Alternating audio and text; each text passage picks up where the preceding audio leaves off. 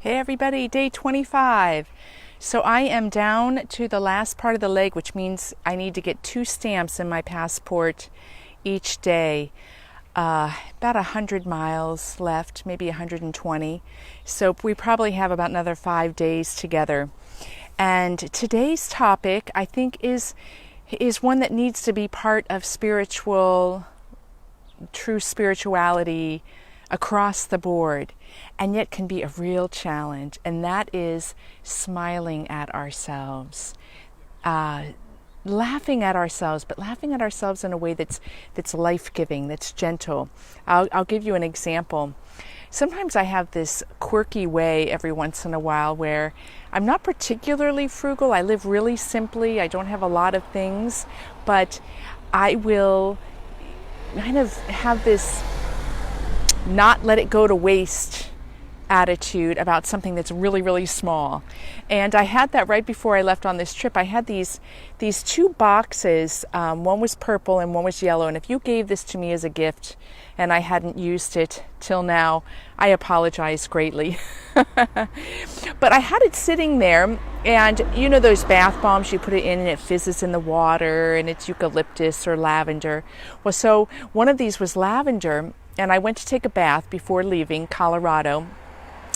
Ran the bath water. I put the box of little beads in, and they weren't fizzing up or dissolving. I get into the bath water, and like, well, maybe they're just too old. I don't know how long I've had these.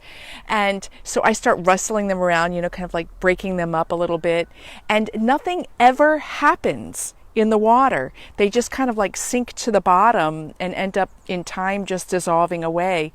And I get out of the bath and look at the box to find out that they were actually digestives. They were things you were meant to eat to use for your digestion.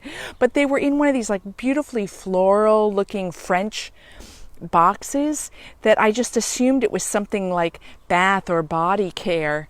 And so I'm laughing at myself. Well, I brought the second box with me. So I had been taking these little digestives. I have no idea if they're doing anything or not, if I kept them for too long.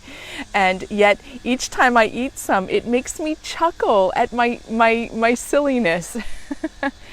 What about you? What do you do every once in a while that just makes you smile? That quality is indispensable when it comes to liberation and true peace and true joy. That ability to not take ourselves too seriously, and to let that quality come into not just our little idiosyncrasies, but into the very places where we can get fraught with contraction. Are you able to bring that quality of lightness, of even a light humor, into the things that are most important to you?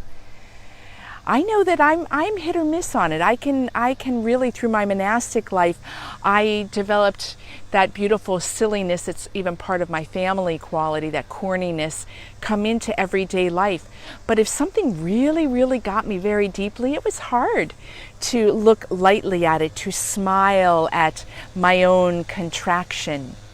And I'd like to add to this, because this is not making ourselves a buffoon.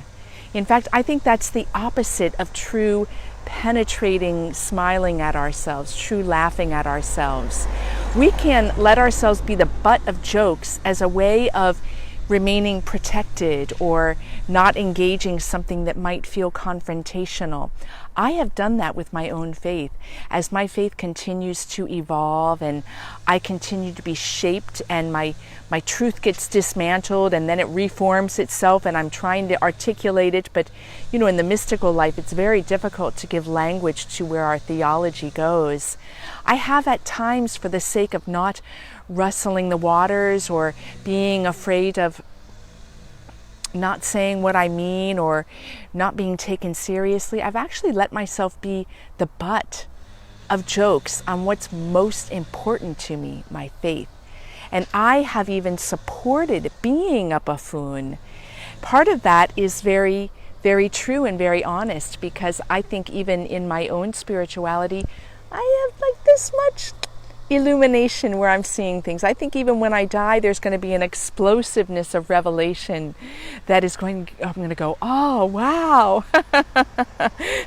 So I can truly laugh at the limitations in my own faith, but that is quite different than playing the buffoon or being the buffoon, because the opposite happens there. What happens? We fail to respect ourselves, and we fail to allow others to know us, and in knowing us to respect us. So, can you laugh at yourself? What are some little idiosyncrasies that make you chuckle when you're on your own, or maybe in the intimacy of partnership? Can you bring that quality into your own spiritual path in a way that lightens you up without playing the buffoon? What do you think? Have a great day, my friends. Love you. Mwah.